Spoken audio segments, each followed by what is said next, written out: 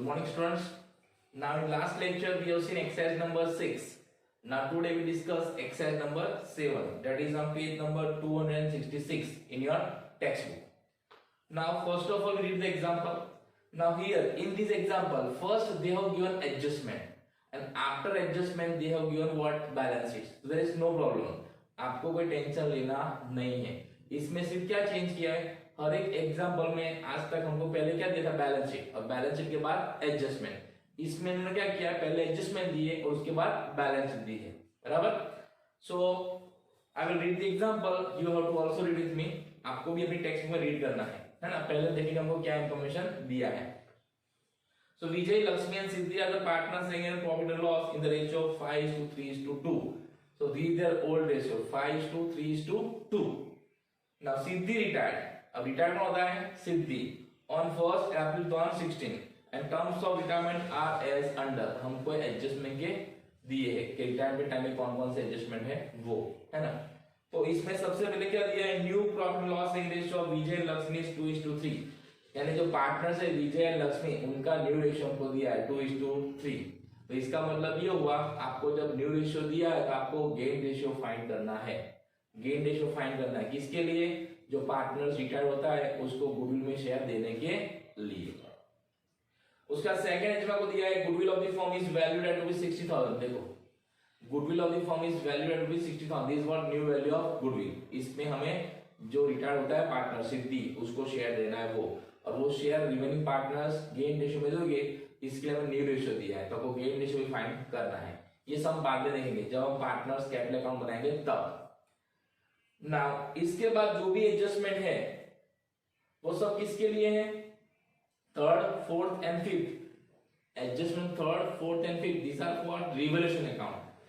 ये रिवोल्यूशन का एडजस्टमेंट है. Adjustment 3, 4 and 5. And adjustment number 6 and 7 वो भी कहां पे आएंगे? जब हम पार्टनर्स कैपिटल अकाउंट बनाएंगे तब. अब आपको ये समझ आना चाहिए कि रिवोल्यूशन अकाउंट को कौन कौन से एडजस्टमेंट इफेक्ट करते हैं. क्लियर. नाउ इसके बाद आपको बैलेंस शीट दिया है. तो बैलेंस शीट में हमको क्या दिया है? देखो, सबसे पहले आपको ये देखना है ऐसी कोई रिजर्व है जो डिस्ट्रीब्यूट करना है हमको. तो आपको दो रिजर्व दी है, एक इन्वेस्टमेंट फ्लक्चुएशन फंड एंड दूसरा वर्कमैन कंपेंसेशन फंड.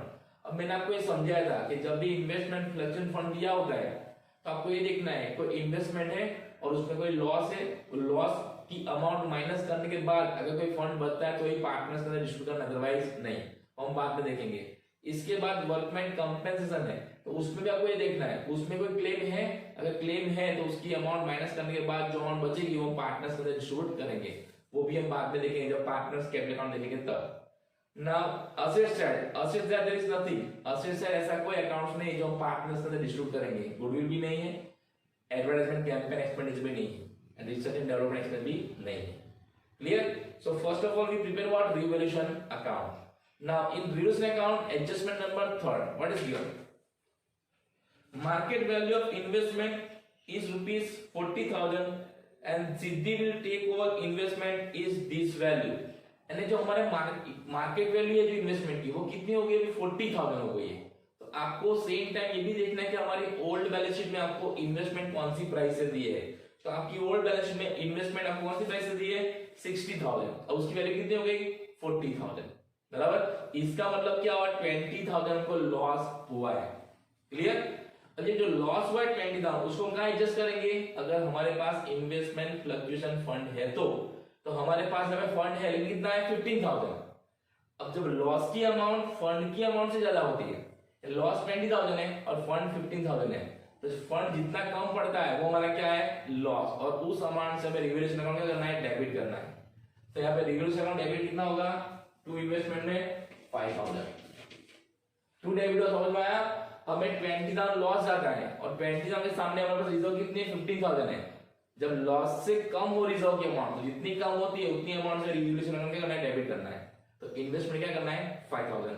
अब जब नई बैलेंस शीट बनाएंगे उसमें इन्वेस्टमेंट की वैल्यू दिखानी नहीं है, और हम जब पार्टनर्स कैपिटल अकाउंट बनाएंगे उसमें हमें सिद्धि के अकाउंट में डेबिट साइड इन्वेस्टमेंट दिखाने हैं. अभी मैं 1 बाय 1 अकाउंट बनाता हूं इसलिए दोनों एक साथ में दे सकते नहीं है. क्लियर. लेकिन एग्जाम में आपको तीनों अकाउंट एक साथ में ड्रॉ कर देने हैं और एक साथ में एंट्री देनी है. बराबर. पार्टनर्स कैपिटल में दे देना है और रिवोल्यूशन में भी दे देना है. ओके. नाउ उसके बाद ₹3000 to be write off from debtors. अब हमारी ओल्ड बैलेंस शीट में बैड डेब्ट्स नहीं है, लेकिन हमको यहाँ पे बोला गया कि आपको बैड डेब्ट्स क्रिएट करना है। अब बैड डेब्ट्स क्रिएट करेंगे तो हमारा क्या होगा, लॉस। तो कहां लिखेगा हम, reduce debit side to bad debts account कितना 3000, बराबर। हमारी ओल्ड बैलेंस शीट में नहीं है बैड डेब्ट्स, लेकिन हमको एडजस्टमेंट बोला है, that's why it is our loss. तो रिड्यूस अकाउंट में डेबिट साइड। और दूसरी इफेक्ट कहां पे देंगे, जब हम नई बैलेंस शीट बनाएंगे उसमें डेटर्स में पहले क्या माइनस करेंगे, बैड डेब्ट्स, और उसके बाद बीडीआर काउंट करेंगे।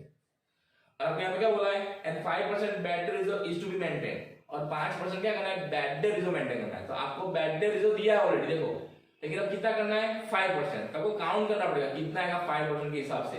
तो आपको यहाँ पे ऐसा एडजस्टमेंट करना पड़ेगा कि आपके डेटर्स, तो आपकी ओल्ड बैलेंस शीट में आपके डेटर्स कितने हैं, 23,000। आपकी डेटर्स की वैल्यू है 23,000, उसमें से पहले बैड डेट्स माइनस करो, एडजस्टमेंट कितने आएगी 3,000, कितना बचेगा अभी 20,000, माइनस आपको करना है बीडीआर, कितना परसेंट, 5%। तो 20,000 के 5% कितने होंगे, 1,000।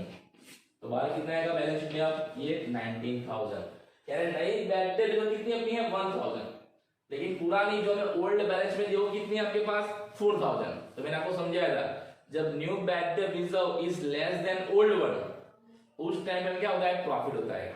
और वो कहां लिखना है, रिवैल्यूएशन अकाउंट में क्रेडिट साइड। आपकी जो नई बैड डेट रिजर्व आई है वो पुरानी बैड डेट रिजर्व, पुरानी यानी जो आपको ओल्ड बैलेंस में दी है वो उससे कम हो, तो जितनी कम हो ना उतना को प्रॉफिट हुआ, ऐसा समझना है। और उसको कहां लिखना है, रिवैल्यूएशन अकाउंट में क्रेडिट साइड। तो यहाँ पे क्या आएगा, बैड डेट रिजर्व अकाउंट कितना आएगा, तो 4,000 माइनस 1,000, तो कितना प्रॉफिट हुआ हमको 3,000, बराबर। पुरानी बैड डेट रिजर्व 4,000 है, लेकिन नई कितनी आई 1,000। तो पुरानी में से क्या करना है, नई माइनस करनी है, तो कितना बचेगा 3,000। ये आपका क्या हुआ, प्रॉफिट, बराबर। Now value of stock in the book is ₹1,000 more than its cost, it is to be recorded at cost. अब आपको जब भी ऐसा दिया हो कि स्टॉक की वैल्यू ज्यादा है ना, स्टॉक की वैल्यू क्या है, ज्यादा है, मोर देन इट्स कॉस्ट, तो आपको ये समझना है ये हमको लॉस हुआ है। मोर देन हो तो क्या लिखना है, रिवैल्यूएशन में डेबिट साइड, और लेस देन लिखा तो क्या लिखना है, रिवैल्यूएशन में क्रेडिट साइड। तो यहाँ पे क्या है, मोर देन, और हमको कौन सी प्राइस से रिकॉर्ड करना है, कॉस्ट प्राइस से, है ना। तो यहाँ पे क्या आएगा, स्टॉक अकाउंट में डेबिट साइड 1,000। आपको इतना याद रखना है कि आपको जब भी ऐसा एडजस्टमेंट दिया हो कि स्टॉक की वैल्यू मोर देन इट्स कॉस्ट है, मोर देन हो तो रिवैल्यूएशन में डेबिट साइड, और लेस देन हो रिवैल्यूएशन में क्रेडिट साइड, क्लियर। और उसकी तीसरी इफेक्ट कहां देंगे हम, जब बैलेंस शीट बनाएंगे तब स्टॉक में से माइनस करेंगे। Now here all adjustments are over with revaluation. Now total of both side, so here debit side total is more than credit side. आप देख सकते हो यहाँ पे डेबिट साइड का कितना है 9,000, तो दोनों साइड देंगे 9,000। क्रेडिट साइड का टोटल ओनली 3,000, सो 9,000 माइनस 3,000 कितना आएगा, लॉस 6,000। और ये क्या है, loss. When debit side total is more than credit side, you will get loss. तो कितना लॉस आया 6,000। अब ये 6,000 लॉस है वो हमें विजय, लक्ष्मी एंड सिद्धि के अंदर क्या करना है, डिस्ट्रीब्यूट करना है। कौन से रेशो में, उनके ओल्ड रेशो में। तो उनका ओल्ड रेशो क्या आपको दिया है 5:3:2। अगर हम 5:3:2 में डिवाइड करते हैं तो कितना कितना आएगा 3,000, 1,800 एंड 1,200, ये आपका आएगा लॉस। अब जब लॉस आता है रिवैल्यूएशन अकाउंट में तो उसको कहां लिखते हैं हम, पार्टनर्स कैपिटल अकाउंट में डेबिट साइड। याद रखना, जब रिवैल्यूएशन अकाउंट का लॉस होता है कहां लिखना है, पार्टनर्स कैपिटल अकाउंट में debit side, clear. So in this way we have to prepare what, revaluation account. Now we prepare what, partners capital account.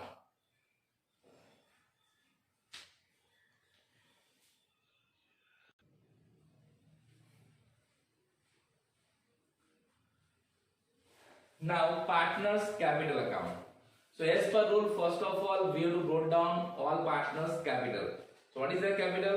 So 85,000, 64,000 and 71,000.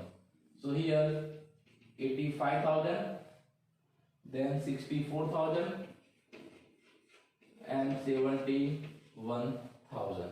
We have to note down the balance. Now after this distribution, अब हमें क्या करना है, distribution करना है, किसका, investment fluctuation fund का and workman compensation fund का। अब इन्वेस्टमेंट फ्लक्चुएशन फंड बचा ही नहीं है, ये हमें 20,000 लॉस हुआ है और हमारे पास था फंड 15,000। यहाँ पे किसी को भी कुछ भी मिलेगा नहीं, तो ये डिस्ट्रीब्यूट होगा नहीं। ना वर्कमैन कंपेंसेशन फंड हमको दिया है, कितना दिया है 17,000। आपकी ओल्ड लाइन में देखो लाइबिलिटी साइड 17,000 दिया आपको ना। उसका क्लेम है देखो adjustment number 6, claim of ₹7,000 is accepted for workman compensation. अब जब कोई क्लेम होता है तो उस फंड से क्या करते हैं माइनस करते हैं। तो आपके पास फंड है 17,000 और आपकी क्लेम की अमाउंट है 7,000, तो 17,000 माइनस 7,000 कितना बचेगा 10,000। अगर 10,000 में डिस्ट्रीब्यूट करना है 5:3:2 में, तो कितना कितना आएगा हर एक पार्ट में 5,000, 3,000 एंड 2,000। समझ में आया? 17,000 क्यों डिस्ट्रीब्यूट नहीं किया है, क्यों 10,000 किया है? 17,000 फंड है लेकिन क्लेम की अमाउंट कितनी है 7,000। वो क्लेम की अमाउंट माइनस करने के बाद जो बचता है वो डिस्ट्रीब्यूट करना है इसलिए। और इसकी दूसरी एंट्री कहां देनी है 7,000 की न्यू बैलेंस शीट में liability side workman compensation claim account. Okay, वो जो बैलेंस शीट बनाएंगे तब देखेंगे। नाउ लायबिलिटी साइड हो गई, अवशेष तो कुछ है ही नहीं डिस्ट्रीब्यूट करने के लिए। Now next adjustment that is first to कि new profit loss ratio is how many 2:3 and goodwill कितना है 60,000। तो सबसे पहले जो 60,000 गुडविल है वो क्या करना है हमें, उसमें से जो पार्टनर्स रिटायर्ड होता है सिद्धि उसका शेयर फाइंड करना है। अगर वो फाइंड करेंगे कि 60,000 है तो सिद्धि का शेयर कितना है, तो 5/10 सॉरी 2/10 तो कितना आएगा 12,000। यानी सिद्धि को 12,000 देना है गुडविल में शेयर। और ये देगा कौन, remaining partners Vijay and Lakshmi. Vijay and Lakshmi will give this 12,000 rupees to Siddhi as a share of goodwill. लेकिन कौन से रेशियो में, गेन रेशियो में। तो यहां पर हम गेन रेशियो फाइंड कर सकते हैं, हम यहाँ पे गेन रेशियो फाइंड कर सकते हैं क्योंकि हमको क्या दिया है न्यू रेशियो दिया ना फर्स्ट एडजस्टमेंट। देखो क्या है न्यू रेशियो इज 2:3 और आपके पास ओल्ड रेशियो भी है, तो हम वो फॉर्मूला यूज कर सकते हैं gain ratio is equal to new ratio minus old ratio.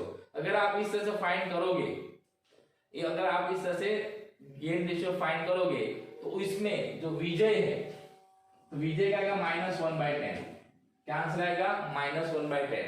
अब जब माइनस में आंसर आता है गेन में तो क्या होता है वो पार्टनर क्या करता है सेक्रीफाइस करता है। याद रखना जब गेन रेशियो फाइंड करते हैं और किसी पार्टनर का आंसर माइनस में आता है तो इसका मतलब क्या है वो पार्टनर क्या करता है सेक्रीफाइस करता है। और जो लक्ष्मी है उसका आंसर आपका आएगा 3/10। कितना आएगा 3/10। यानी लक्ष्मी क्या करती है गेन करती है। अब मैंने आपको समझाया था जब हम गेन रेशियो फाइंड करते हैं और उस टाइम पे रिमेनिंग पार्टनर से किसी पार्टनर्स का आंसर नेगेटिव आता है यानी वो सेक्रीफाइस करता है तो उसका पार्टनर्स का कैपिटल क्या करना है क्रेडिट करना है, बराबर ना। और जो पार्टनर्स रिटायर्ड होता है उसका क्या करना है क्रेडिट करना है। तो डेबिट किसका होगा जो पार्टनर्स गेन करता है। यहां पर सिर्फ लक्ष्मी गेन करती है, बराबर, विजय करता नहीं है। तो इसकी जनरल एंट्री क्या होगी Lakshmi account debited, Lakshmi capital account debited to Vijay capital account and to Siddhi capital account. अब सिद्धि को कितना पैसा देना है विजय को, सिद्धि को कितना पैसा देना लक्ष्मी को पता है 12,000, लेकिन विजय को कितना देना है तो कैसे फाइंड करना है। तो 60,000 इंटू 1/10 तो कितना आएगा 6,000। ये 1/10 क्या है उसका जो गेन रेशियो है ना वो। अब आंसर माइनस में आता है देखना नहीं है, आपको मल्टीप्लाई करना है वैल्यू ऑफ गुडविल से। जो हमारी वैल्यू ऑफ गुडविल है ना 60,000 उससे मल्टीप्लाई करना है। जब किसी पार्टनर का आंसर क्या आता है नेगेटिव होता है। इसका मतलब क्या होगा लक्ष्मी को विजय को भी कितना देना है 6,000, सिद्धि को देना है 12,000 और विजय को देना है 6,000। तो टोटल कितना देना है 18,000। टोटल जो लक्ष्मी है वो कितना देगी 18,000, बराबर। तो ये जनरेट क्या होगी Lakshmi capital account debited 18,000 to Vijay capital account 6,000 and to Siddhi capital account 12,000। इस तरह से इसका आंसर आएगा। समझ में आया। तो आपको गेन रेशियो फाइंड करना है, मैंने डायरेक्टली यहाँ पे आंसर लिख दिया है, आपको पता है कैसे करते हैं gain ratio find. Okay, now entry क्या होती है लक्ष्मी का कैपिटल अकाउंट डेबिट होता है एंड विजय एंड सिद्धि का क्या होता है क्रेडिट। तो जिसका कैपिटल अकाउंट क्रेडिट होता है ना उसके अकाउंट में क्रेडिट साइड उसके कॉलम में अमाउंट लिखना है। तो विजय का कितना होगा यहाँ पे 6,000, लक्ष्मी का कितना होगा सॉरी सिद्धि का 12,000 और यहाँ पे क्या लिखेंगे लक्ष्मी कैपिटल अकाउंट जो गुडविल का पैसा देती है वो। और लक्ष्मी एक कैपिटल अकाउंट में डेबिट साइड यानी यहाँ पे कितना आएगा विजय में 6,000 और सिद्धि में कितना आएगा 12,000। समझ में आया? तो इस तरह से आपको इसकी लेजर पोस्टिंग करनी है। तो समझ लेना, जब गेन रेशियो माइनस में आता है रिमेनिंग पार्टनर्स का, तो वो पार्टनर सेक्रीफाइस करता है और उसको भी गुडविल में शेयर मिलेगा, और वो कौन देगा? जो पार्टनर्स गेन करता होगा वो देगा। क्लियर? तो ये हो गया आपका गुडविल का एंट्री। Now last adjustment, ₹12,000 is to be paid to Siddhi immediately, यानी सिद्धि को 12,000 इमीडिएटली पे करना है। जब आपको ऐसा बोला हो ना कि 12,000 इमीडिएटली पे करना है, तो इसके सिवा जो भी अमाउंट बाकी रहती है रिटायर्ड पार्टनर को देने की, वो लोन कंसीडर कर लेना है। समझ में आया? और जब इमीडिएटली पे करते हैं कैश, तो उसकी जनरल क्या होगी? Siddhi capital account debit to cash, तो सिद्धि के कैपिटल अकाउंट में डेबिट साइड टू कैश, कितना देना है? 12,000। बराबर, उसको भी लिखना भी करना है आपको 12,000, तो हो गया 12,000। अब बाकी जो भी रहा वो क्या आएगा? सिद्धि का लोन अकाउंट। बराबर, इससे पहले हमने रिवोल्यूशन अकाउंट बनाया था, उसमें जो भी प्रॉफिट और लॉस होता है वो भी क्या करना है? पार्टनर्स कैपिटल अकाउंट में लिखना है। अगर प्रॉफिट हो क्रेडिट साइड, लॉस हो तो debit side. Now here in this example there is a loss. कितना लॉस आया था हमारा जो हमने फाइंड किया था यहाँ पे?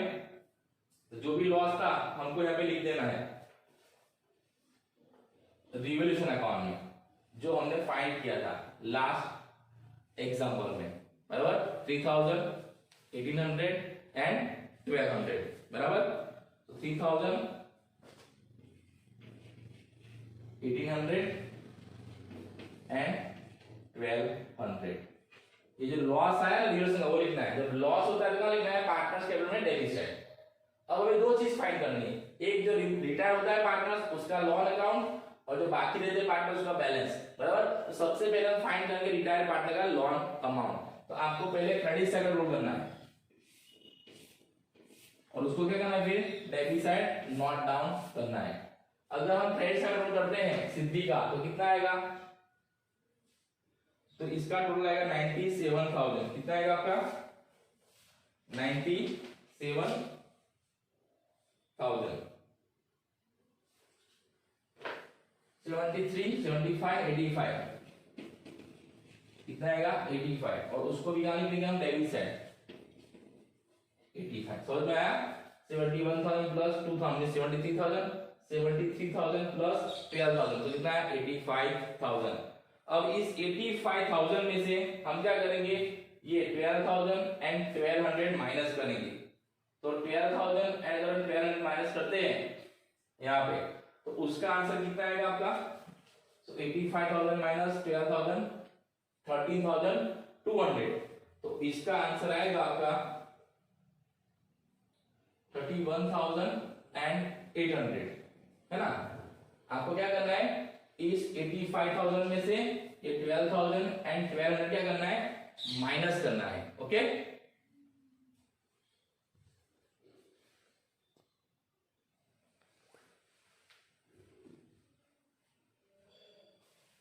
ओके। नाउ यहां पर इन्वेस्टमेंट, जो पार्टनर्स रिटायर होता है ना सिद्धि, वो इन्वेस्टमेंट लेके जाती है 40,000 का, तो वो भी उसके अकाउंट में लिखना है। जो लिखना भूल गए थे, इन्वेस्टमेंट कितना है? 40,000। बराबर, जब पार्टनर्स कोई असेट्स लेके जाता है, कोई भी पार्टनर्स रिटायर होता है या रिमेनिंग पार्टनर्स, तो उसके कैपिटल अकाउंट डेबिट से लिखना है वो असेट्स का नाम, और कितने रुपए से लेके जाती है वो? 40,000, तो 40,000 लिखना है। अब हम इसमें से 85 में से ये तीन अमाउंट माइनस करेंगे, तो आपका लोन अकाउंट आएगा 31,800। 31,800 क्या है उसका लोन अमाउंट? लोन अमाउंट क्यों आया? क्योंकि हमको देना था उसको कितना, जो रिमेनिंग बैलेंस आता है वो, देखिए हमने दिया कितना है उसको? सिर्फ 12,000। तो जितना बाकी निकलता है वो क्या होता है? उसका लोन अकाउंट। वो आपको फाइंड करना रहेगा। कैसे करना है? पहले आपको क्रेडिट साइड रोल करना है, उसमें से डेबिट साइड का सारी एंट्री माइनस करनी है, उसके बाद जो अमाउंट बचता है उसका क्या आएगा? लोन अकाउंट, और वो आपको दिखाना है न्यू बैलेंस शीट में सिद्धि लोन अकाउंट। बराबर, अब सिद्धि पार्टनर्स नहीं है। अब हमको टोटल करना है विजय एंड लक्ष्मी का। अगर इसका करते हैं तो कितना आएगा? 96,000, और इसका आएगा 67,000। बराबर, इसको भी हम दोनों साइड लिख देंगे 96,000 और 67,000। अब इसमें से हम ये फिगर माइनस करेंगे 3,000, कितना आएगा बैलेंस शीट? 93,000। और 67 में से हमें 3 फिगर माइनस करनी है, 6000, 12000 एंड 1800, तो उसका आंसर कितना आएगा 43,200, 43,200। अब नई बैलेंस शीट में हमको ये बैलेंस दिखाने हैं विजय एंड लक्ष्मी के, और सिद्धि के क्या दिखाना है, सिद्धि के क्या दिखानी है, लॉन दिखानी है। Clear? So in this way we have to prepare for partners capital account. Now ये गुडविल का याद रखना, ये जो गुडविल की वैल्यू होती है उसमें से पार्टनर रिटायर होता है उसका ओल्ड शेयर से मल्टीप्लाई करके उसका शेयर फाइंड करना है, और ये शेयर कौन देगा, रिमेनिंग पार्टनर्स। कौन से रेशियो में, गेन रेशियो में। तो गेन रेशियो में किसी एक पार्टनर्स का माइनस में आंसर आता है तो इसका मतलब क्या है, उसको भी शेयर देना पड़ेगा, जो पार्टनर्स गेन करता है उसको। तो उसका शेयर कैसे फाइंड करना है, जो न्यू वैल्यू गुडविल है उससे उसका गेन रेशियो जो है उससे मल्टीप्लाई करो, तो कितना है हमें 6000, यानी 12000 सिद्धि को और 6000 विजय को देना है, किसको, लक्ष्मी को। कितना करोड़ दिया लक्ष्मी, 18,000। समझ में आया? जो पार्टनर रिटायर होता है और जो पार्टनर सैक्रिफाइस करता है उसके अकाउंट में क्रेडिट साइड एंट्री आएगी, और जो पार्टनर गेन करता है उसके अकाउंट में डेबिट साइड एंट्री आएगी। ये गुडविल की एंट्री यहाँ पर इंपॉर्टेंट है, बाकी सब एडजस्टमेंट आपको पता है। Okay,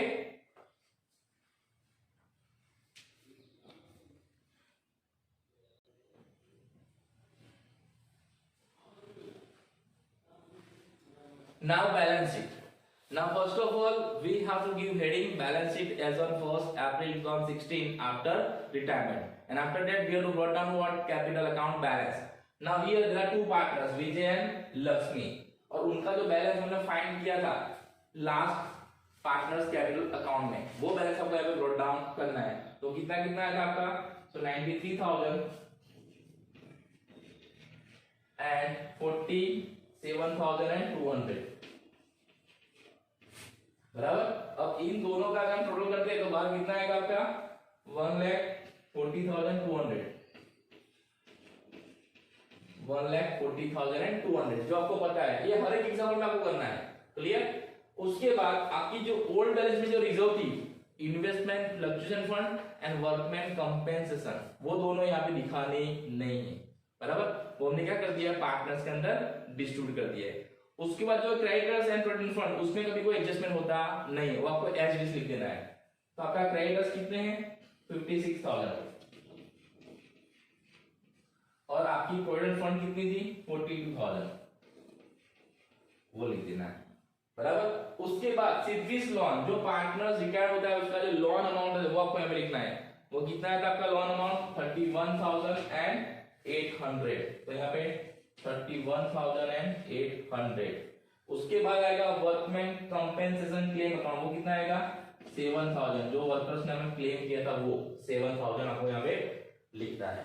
okay, now asset side. Now asset side there is no adjustment on land and building and machinery, तो यहाँ पे आपको land and building as it is दिखाना है, जो आपकी ओल्ड बैलेंस शीट में वो कितना है 1,30,000, एंड मशीन कितना लिखना है 70,000। जब कोई एडजस्टमेंट नहीं है तो वही वैल्यू दिखानी है। अब इन्वेस्टमेंट आपको दिखाना नहीं है, देखो इसके अंदर कोई इन्वेस्टमेंट दिया है, कोई इन्वेस्टमेंट अब है नहीं, क्योंकि इन्वेस्टमेंट की मार्केट में कितनी होगी 40,000, वो कौन ले गया सिद्धि, और 20 क्या हमारा लॉस, तो इन्वेस्टमेंट अब दिखाने नहीं है नई बैलेंस शीट में।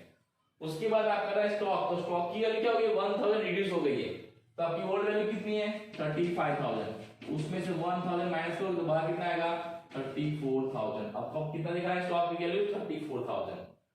देन डेटर्स, आपके ओल्ड डेटर्स कितना थे 23,000, उसमें से बैड डेट्स कितनी आई 3,000, तो कितना अमाउंट बचा 20,000। ये हमको एडजस्टमेंट बोला है 3,000 बैड डेट्स इज देयर, आपकी ओल्ड बैलेंस में नहीं है। अब 20,000 के 5% करने आपको कितना आएगा 1,000, तो बाहर कितना आएगा 19,000।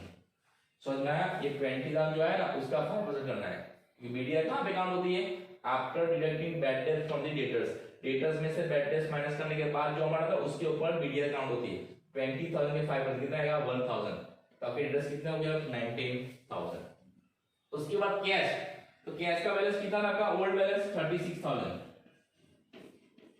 अब यहां पर हमने कैश अकाउंट बनाया नहीं है क्योंकि इसमें सिर्फ एक ही एंट्री है, जो हमने सिद्धि को पैसा दिया है, कितना दिया है 12,000, तो उसके लिए अगर आप कैश अकाउंट बनाना तो बना सकते हो, और आप बैलेंस में डायरेक्ट भी एंट्री ऐसे दे सकते हैं जब कोई एक एंट्री होती है तब, लेकिन माइनस करके लिखना है। तो कितना अमाउंट पे किया सिद्धि को हमने, अमाउंट पे टू सिद्धि 12,000, तो बाहर कितना आएगा अभी 24,000, यानी आपके पास कितना कैश बैलेंस है 24,000।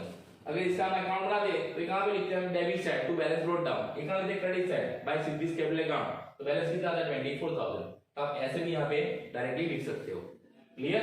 Now total of both side, आपको दोनों साइड कैलकुलेट करना है और इट मस्ट बी इक्वल, ये दोनों क्या आना चाहिए, इक्वल होना चाहिए। ये आएगा आपका 2,77,000, कितना आएगा 2,77,000। आपको चेक कर लेना है, मैंने तो लिख दिया है लेकिन आपको भी टोटल चेक करना है कि सही है कि नहीं है, बराबर। So in this way we have to prepare this accounts, reverse account, partners capital account and new balance sheet after retirement। यहाँ पे क्या एक नया चेंज आया है, यहाँ पे एक चेंज क्या है, जो रिमेनिंग पार्टनर्स है उसमें से कोई एक पार्टनर क्या करता है, सेक्रीफाइस करता है, और जब कोई पार्टनर सेक्रीफाइस करता है तो उसे गुडविल की ट्रीटमेंट कैसे देनी वो हमने यहाँ पे नया देखा। बाकी तो हमने पहले जो एग्जाम्पल देखा था वही सारे एडजस्टमेंट थे, वैसे आपको हर एक एग्जाम्पल में एक नया नया एडजस्टमेंट आएगा, बाकी सारे एडजस्टमेंट क्या रहेंगे, कॉमन रहेंगे। Clear? So today we have seen what exercise number 7. Now tomorrow we'll see example number 8.